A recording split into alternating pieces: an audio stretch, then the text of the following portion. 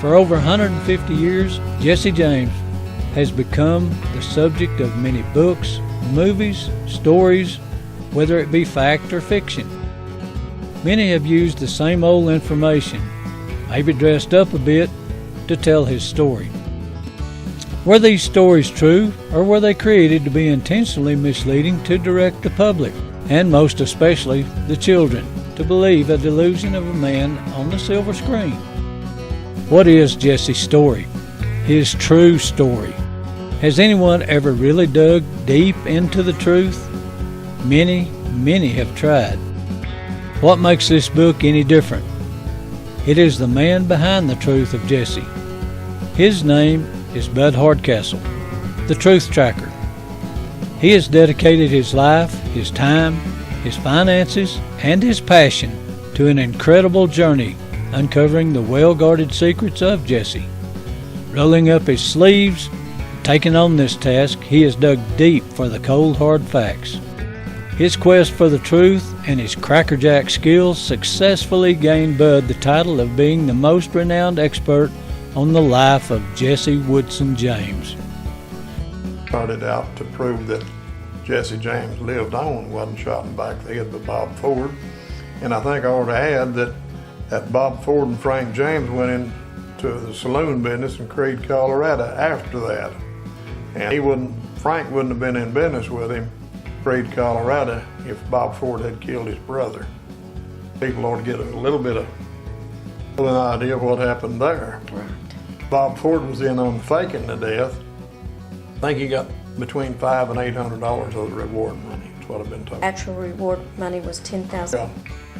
Set by Crittenden, Yeah. and Crittenden was In on the whole charade. Him and Jesse met not long before that, and Jesse told him what he was going to do, that he was going to fake his death. Killed a man that was a pretty big troublemaker. He'd been robbing places and telling them that he was Jesse James. I understand he shot a little boy in the yard coming out of some town, and that's when Jesse decided he had to kill Charlie Bigelow. He did a good job at faking his death, because the whole world bought it. Bud Hardcastle.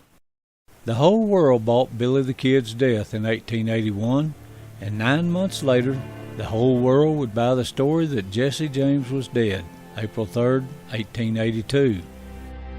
Dr. Preston up there had taken care of Jesse, his son, and he went by to look at the body, and Dr. Preston said, "If that's Jesse James, I'm the Queen of the May," and I have an article to that effect.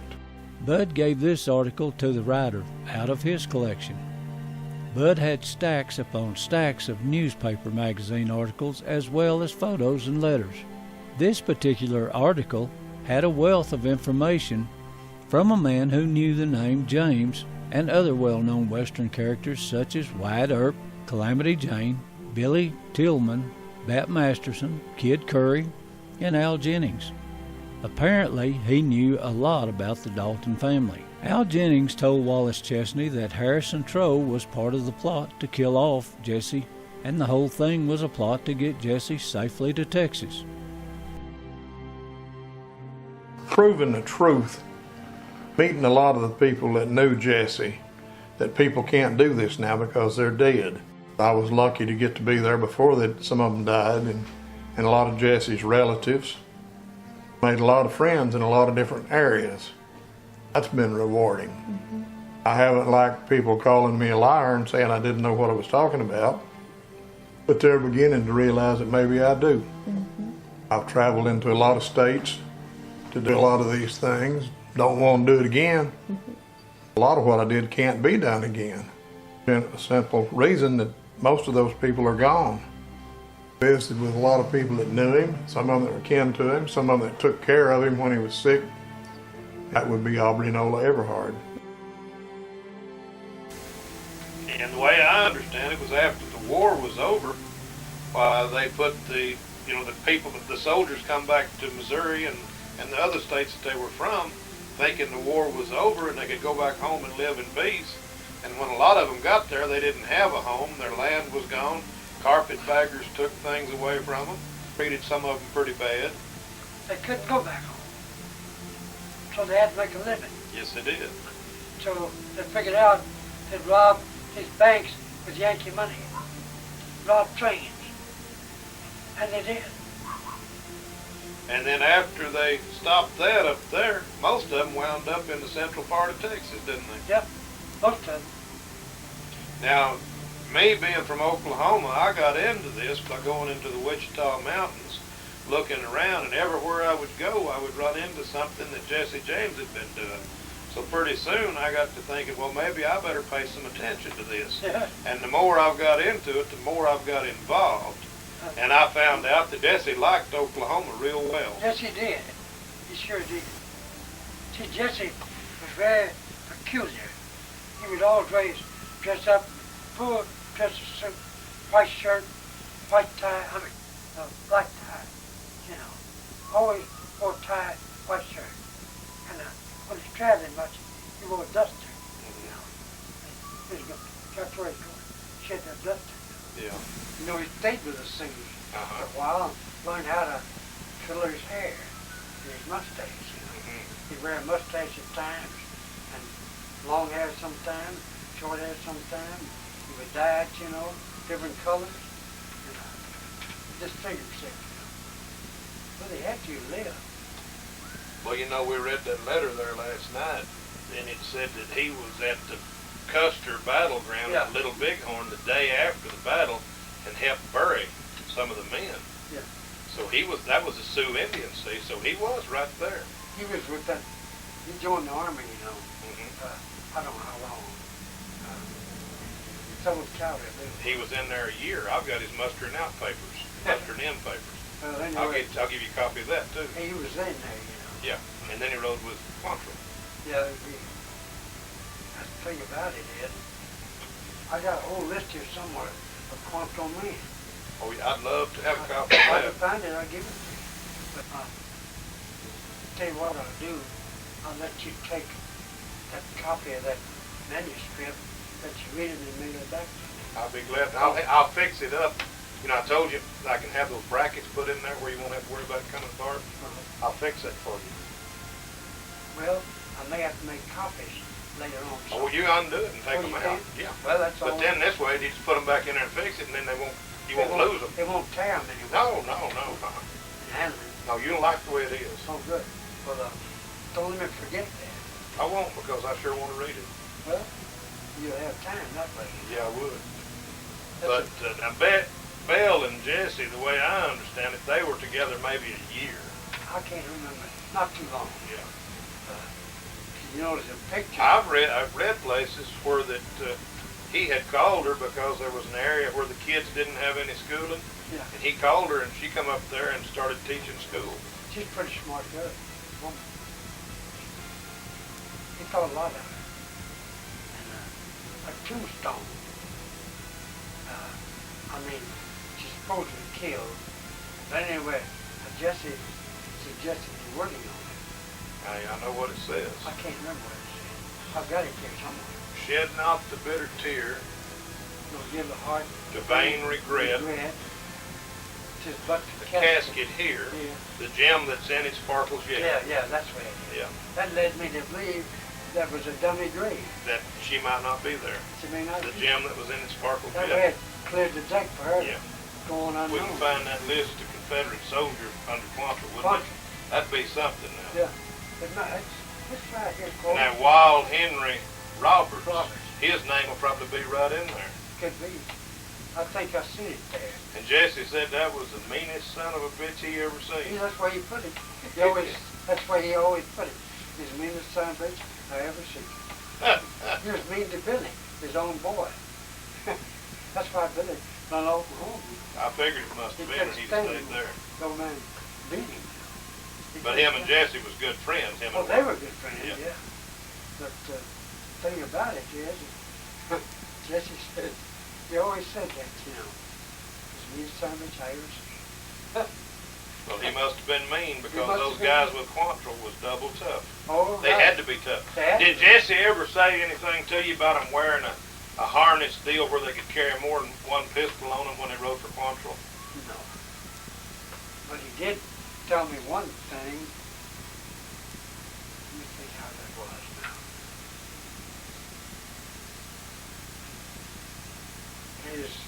cousin, Cole James, lived in Kennard, Texas. I believe it's Kennard, Texas. At that national forest there, you know. And he lived in there. He touched that some way. And him and his wife, I can't remember about the children. And he was telling that Jesse had visited him one time. And don't quote me on this because I can't prove it, you know. Yeah. And he left, when he left there, he left a metal vest. I know he wore one of those. A metal vest come down about here. Jesse always said that he had trained himself and he believed he could do it. But he wasn't shot in the head. If he shot in the head, he couldn't do it. But he says, if I am ever shot in the heart, I believe I can live long enough if the man's close enough and in range to kill him before I die.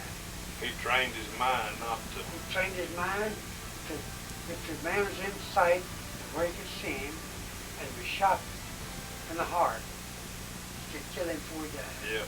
That's why he always. Well, that comes under the Quantrill training. Because when the people were after them, instead of running from them, they run into them and fought Yeah, them. they did. They didn't run from nobody. No, they charged them. They And that charged. throwed them off because they wasn't used to people He said charging the them. way they done, is they charged them, so they done like Indians. They screamed, you know, I don't know how to put it, a yell, you know. Yeah, the southern yell. And when they charged, so that made them Yankees run and scared as hell. So that would scare them as bad as bullets. I've heard that when they was riding, charging them, they'd have the reins in their teeth and they'd be firing with both hands. I asked Jesse about that, said that's not true. All right, I'm glad I Because asked they would that. throw you off, you know. Yeah. And he says that when he shot, he told me, he said, when you shoot a pistol, don't just pull the trigger like that. He said, you do it a wobble. You put as much pressure back here on the handle with this back thumb here as you do up here. He said, you don't need a sight on that file at all, so it won't hang in your scabbard. He said, when you shoot, you put as much Grip the pressure handle. here as you do here. That's what he told me. Well, from everything I've read, he was an awful good shot. He's dead shot with a pistol. Well, but that's all right that way. Well, now that is good. Hadn't thought about that. I appreciate you letting us come out here and letting us have copies of all this stuff. You know, you don't have to do that. But you're going out of your way to help me, and I can't tell you how I appreciate it. Well, you're more than welcome.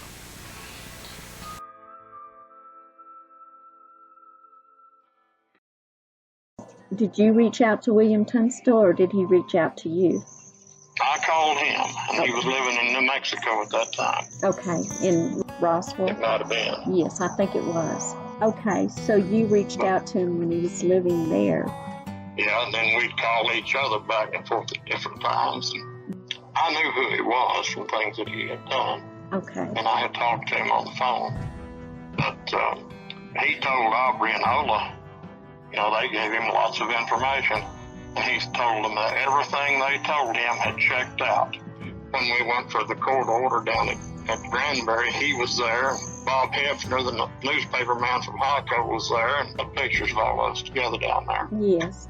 Is that the first time you met Mr. Tunstall at the town meeting? Yeah. I enjoyed that man and his wife, too. Right. Just like I did Joe Wood and his wife.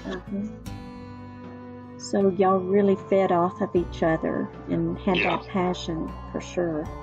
It tickled me when he told that newspaper man who wanted somebody with a PhD, and I called him back and told him, and then he called him, and he said, well, Bud Hardcastle's got the PhD on Jesse James.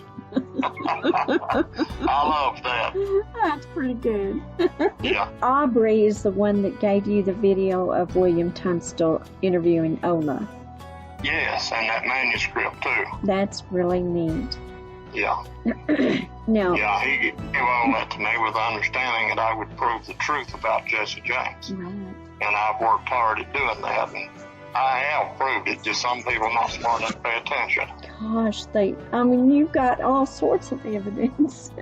Yes, I do. Oh, well, bud. Okay. And if I thought that he was not Jesse, I'd have stopped it. Sure. But people that knew him from years past, I had one woman from down in, so a school teacher in the Houston area wrote me a letter and said that he stayed at our house, and he was very much alive at that time. That was in the 30s. So a lot of people knew he was still alive. Right. They kept their mouths shut, and that's how he got away with it. Isn't it something how many people kept their mouths shut? It really is. He really had a way with people. Well, he wasn't the villain that everybody wanted him to be. When he was with friends, he was a kind-hearted man. Right. You read in there about Ola telling about that little boy coming in his hospital room. Mm-hmm. Yeah. And how he treated him and everything. Well, I'm really getting emotionally involved with Jesse because I'm really getting emotionally involved because as I'm writing, it's just a sad, sad story. I mean, this morning, like I was writing in Jesse's final years on this earth in the late 40s and early 50s, those who came to care for him, especially the black women, were petrified when bathing him. Yeah. They saw all the years of abuse to Jesse's body, the rope burns, the badly blackened feet, and the many bullet holes riddled through his body. Yeah. After seeing this and understanding who this old man was, they never came back. That's right. And Jesse not only had scars on the outside, but deeply embedded scars within. He began to share his story with Ola, a woman of kin, not after his gold, and about the only one left he could trust.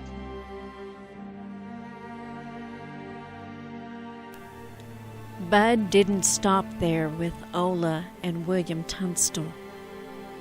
It only whet his appetite.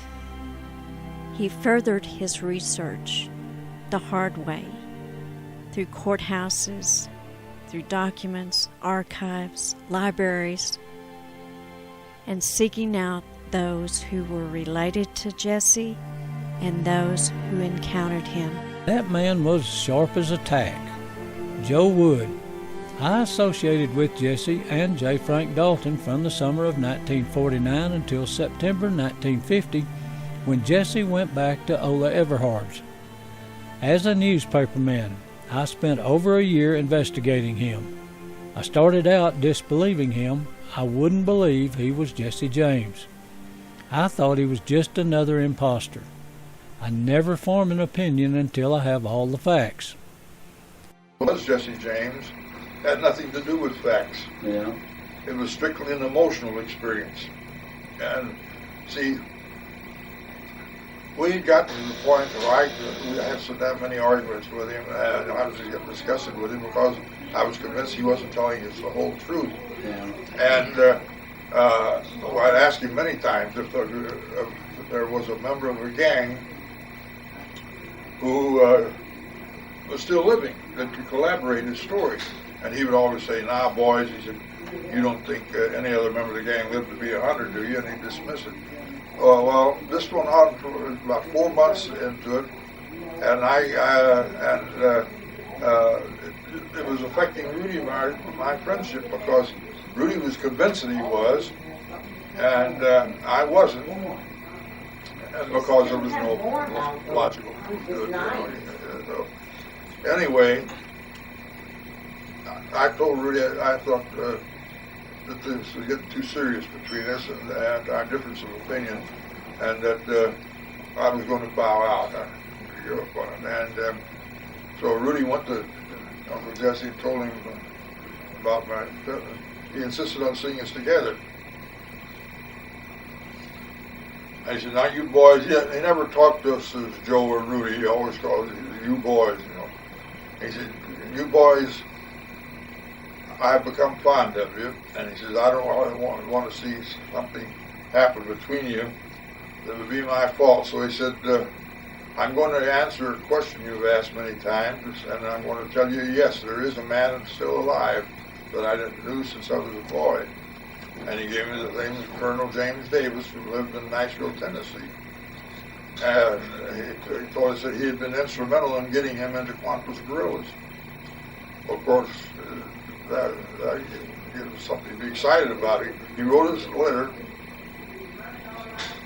to Colonel Davis, and we were out from Nashville.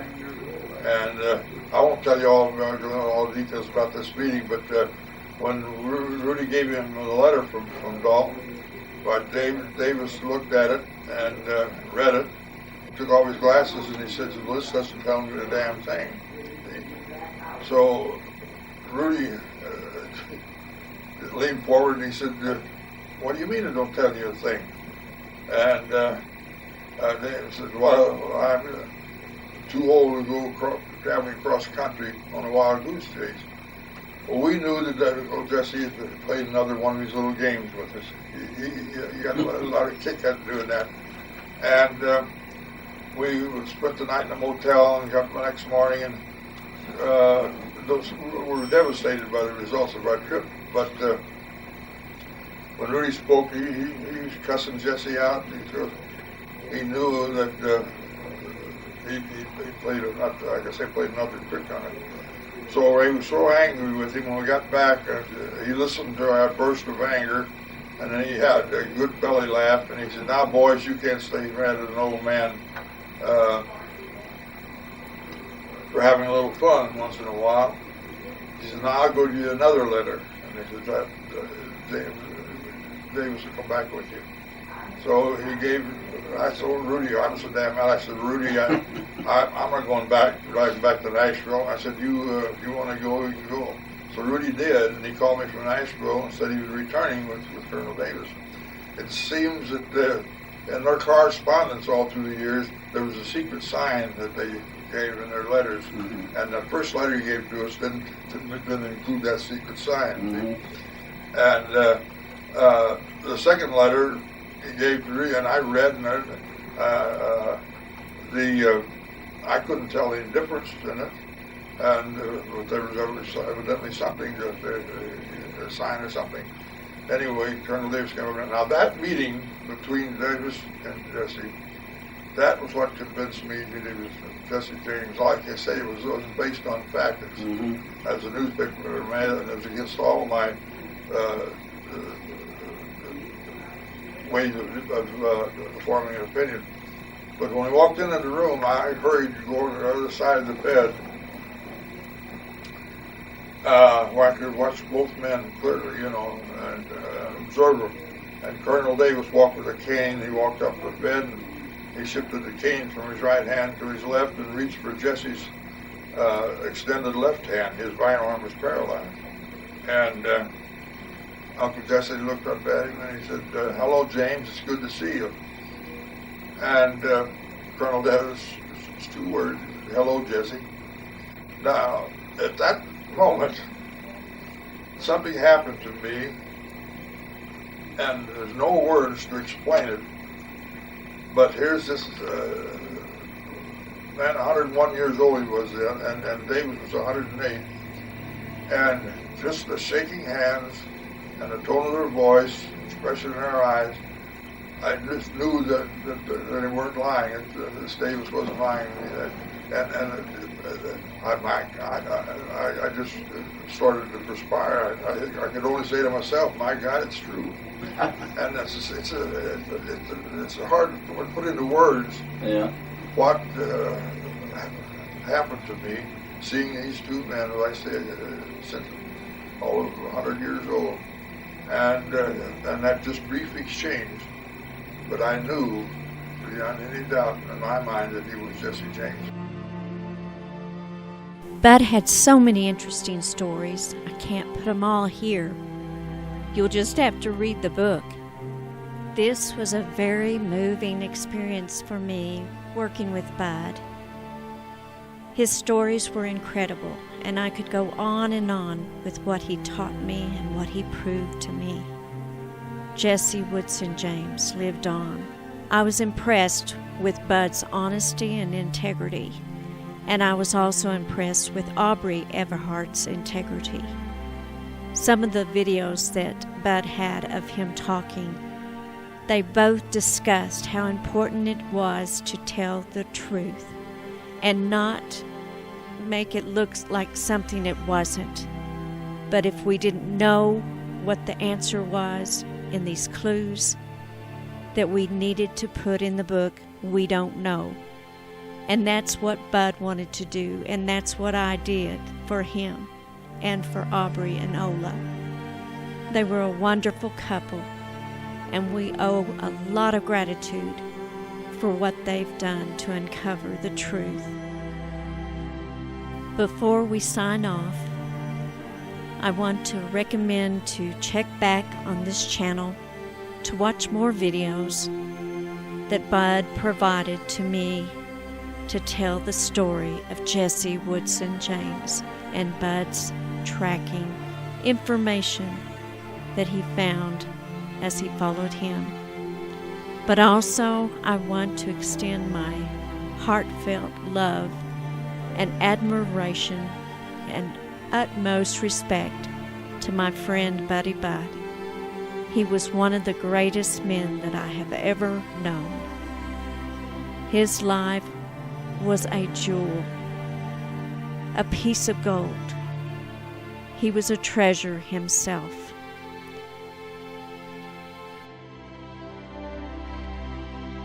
And I want to honor Bud in this book of over 800 pages to tell his story. We miss you, Bud. Go rest on that mountain. Your work here on earth is done.